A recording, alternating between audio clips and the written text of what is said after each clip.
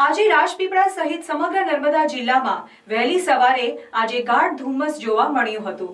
આ ધુમ્મસ એટલું બધું ગાઢ હતું કે સામેવાળી વ્યક્તિએ બીજાને જોઈ શકતી ન હતી। આજે રાજપીપળા સહિત સમગ્ર નર્મદા જિલ્લામાં વહેલી સવારે આજે ગાઢ ધુમ્મસ જોવા મળ્યું હતું। આ ધુમ્મસ એટલું બધું ગાઢ હતું કે સામેવાળી વ્યક્તિ એકબીજાને જોઈ શકતી ન હતી। 5 ફૂટ દૂર ઊભેલી વ્યક્તિ એકબીજાને જોઈ શકતી ન હતી। આજે ઝીરો વિઝિબિલિટીનું દ્રશ્ય જોવા મળ્યું હતું। તાપમાનનો પારો ગગડી 15 ડિગ્રીએ પહોંચતા ઠંડીનો ચમકારો જોવા મળ્યો હતો। ખાસ કરીને વાહન ચાલકોને વાહન ચલાવવામાં આ ધુમ્મસમાં ભારે તકલીફ પડી હતી। ખાસ કરીને બસના ડ્રાઈવરોને બસ ચલાવવામાં તકલીફ પડતા આજે અમદાવાદ, વડોદરા, સુરતથી આવનારી બસો પણ આજે રાજપીપળા ખાતે એસટી ડેપોમાં મોડી આવી હતી। બસ ચાલકોનું કહેવાનું છે કે સામેનું દ્રશ્ય દેખાતું જ ન હોવાથી ખૂબ ધીમી ગાડી ચલાવવી પડી હતી અને કારણે બસો મોડી પડી હતી।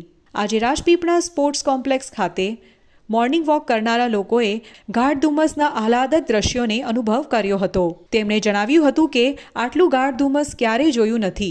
આજે આવું ધુમ્મસ પહેલીવાર જોઈએ છીએ, જેમાં સામે કશું જ દેખાતું ન હોય એવા વાતાવરણમાં આજે મોર્નિંગ વોક કરનારા લોકોએ ધુમ્મસમાં ચાલવાની મજા માણી હતી।